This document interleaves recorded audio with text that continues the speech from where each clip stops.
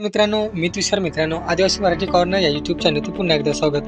प्रधानमंत्री आवास योजना ग्रामीण आणि आवास प्लस 2024 संदर्भात प्रतीक्षा यादीमध्ये नाव आलेल्या लाभार्थ्यांसाठी एक महत्त्वाची माहिती समोर येत आहे. काय माहिती आहे या व्हिडिओमध्ये आपण जाणून घेणार आहोत, तर व्हिडिओ शेवटपर्यंत नक्की पहा आणि आपल्या चॅनलवरती पहिल्यांदा असाल तर या चॅनलला सबस्क्राईब करून ठेवा. चला तर व्हिडिओ सुरू करूया. आवास प्लस 2024 अंतर्गत सर्वेक्षण झाल्यानंतर पात्र लाभार्थ्यांची जी काही यादी ही तयार करण्याची जी काही प्रक्रिया सुरू आहे. महाराष्ट्र ग्रामविकास विभागाच्या माहितीनुसार PMAY.G यामध्ये लाभार्थ्यांची निवड ही निर्धारित पात्रता आणि प्रतीक्षा यादीमध्ये प्रक्रियेनुसार केली जाते. मात्र प्रतीक्षा यादीत नाव आलं म्हणजे लगेच घरकुल आलं असं नाही. पुढील पडताळणी आणि प्राधान्य क्रमांकाच्या प्रक्रियेत लाभार्थ्यांची जी काही पात्रता ही तपासली जाऊ शकते.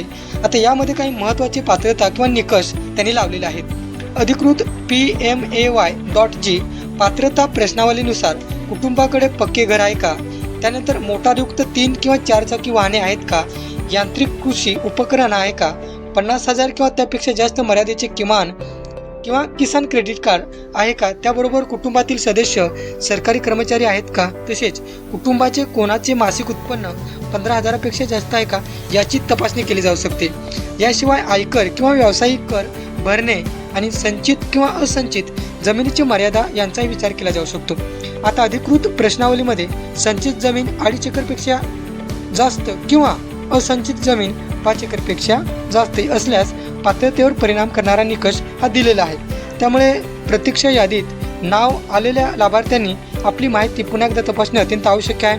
त्याचबरोबर तुमच्या गावात ग्रामपंचायतीकडून हमीपत्र किंवा पात्रता पडताळणीसाठी आवश्यक जी काही कागदपत्रे मागितली जातील, तर ही प्रक्रिया ग्रामपंचायत किंवा संबंधित अधिकारी यांच्याकडून स्पष्टपणे समजून घेऊन कागदपत्रे जमा करा.